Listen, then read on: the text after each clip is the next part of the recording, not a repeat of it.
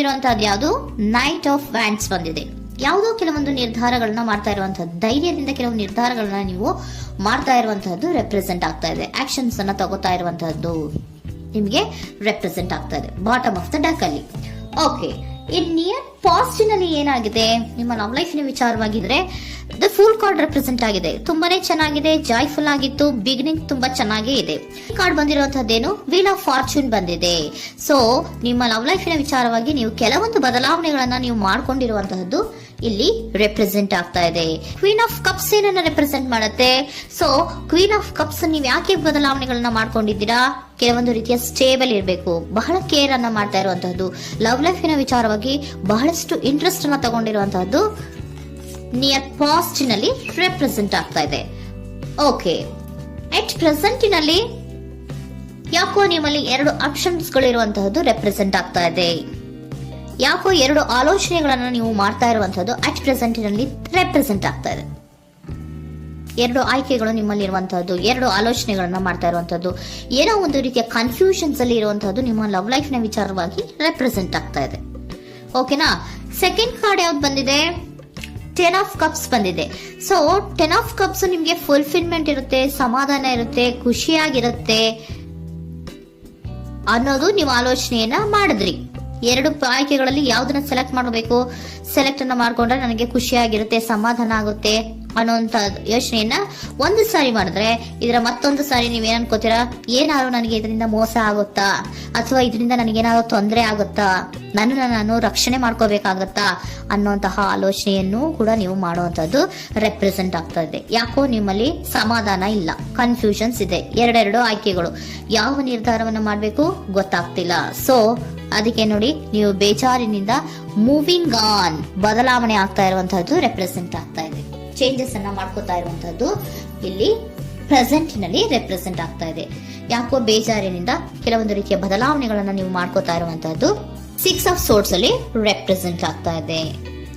ನೀವು ಈ 6 of swords ಮತ್ತೆ ಏನನ್ನ ರೆಪ್ರೆಸೆಂಟ್ ಮಾಡುತ್ತೆ ಅಂದ್ರೆ, ನಾನು ಲವ್ ಲೈಫಿನ ವಿಚಾರವಾಗಿ ಒಂದು ಬೆಟರ್ ಆಪ್ಷನ್ಸ್ ಅನ್ನ ಸೆಲೆಕ್ಟ್ ಮಾಡ್ಕೋಬೇಕು ಅನ್ನುವಂತಹ ಆಲೋಚನೆಯನ್ನ ಮಾಡ್ತಾ ಇರುವಂತಹದ್ದು ರೆಪ್ರೆಸೆಂಟ್ ಆಗ್ತಾ ಇದೆ. ಓಕೆನಾ?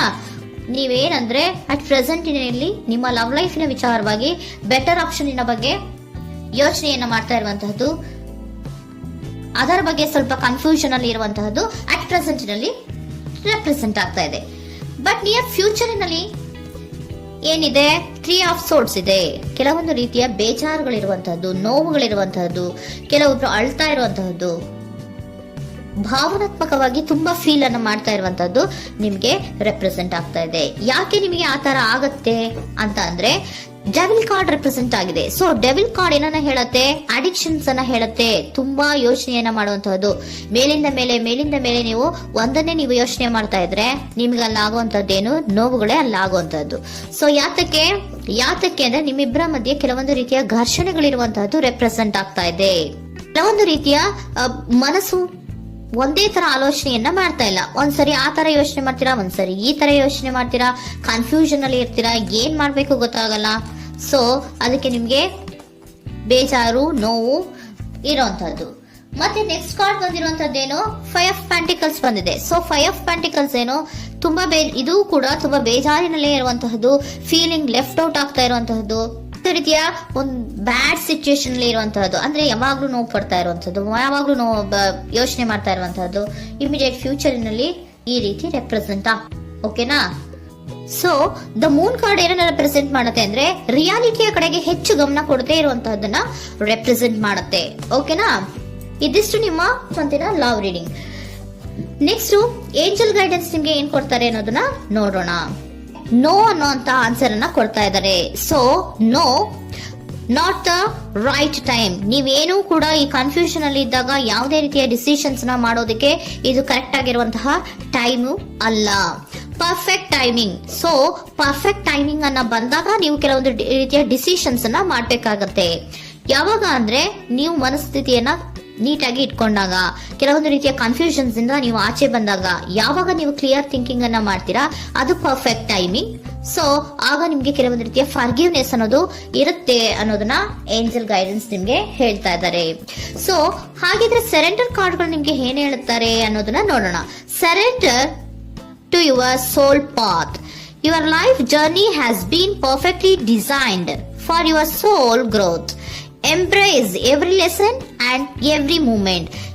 ನಮ್ಮ ಜೀವನದಲ್ಲಿ ಬರುವಂತಹ ಎಲ್ಲಾ ಕೆಲವೊಂದು ಮೂಮೆಂಟ್ಗಳನ್ನ ನಾವು ಪರ್ಫೆಕ್ಟ್ ಆಗಿ ದೇವರು ಡಿಸೈನ್ ಮಾಡಿರ್ತಾರೆ. ಅದಂದ್ರೆ ನಮ್ಮ ಲೈಫಿನಲ್ಲಿ ಏನೇನ್ ಆಗ್ಬೇಕು ಅನ್ನೋದನ್ನ ಮುಂಚೆಯೇ ದೇವರು ಬರ್ದಿರ್ತಾರೆ. ಸೊ ಅದು ಹಾಗೆಯೇ ನಡೀತಾ ಇರುತ್ತೆ. ಓಕೆನಾ?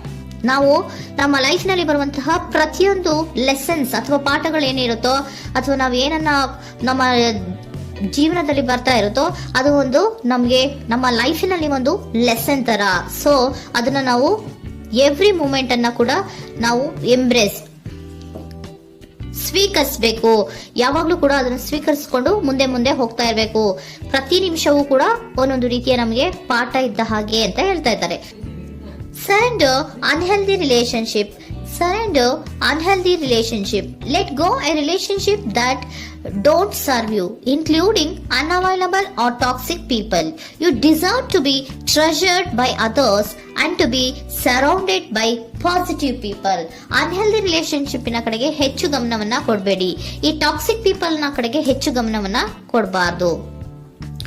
ಸೊ ಯಾವಾಗ್ಲೂ ನಾವು ಪಾಸಿಟಿವ್ ಆಗಿ ಥಿಂಕ್ ಮಾಡುವಂತಹ, ಪಾಸಿಟಿವ್ ಆಗಿ ಆಲೋಚನೆ ಮಾಡುವಂತಹ ಜನಗಳ ಜೊತೆಯಲ್ಲಿಯೇ ನಾವು ಹೆಚ್ಚು ಇರಬೇಕು ಅನ್ನೋದನ್ನ ನಿಮ್ಗೆ ಸರೆಂಡರ್ ಕಾರ್ಡ್ ಹೇಳ್ತಾ ಇದ್ದಾರೆ.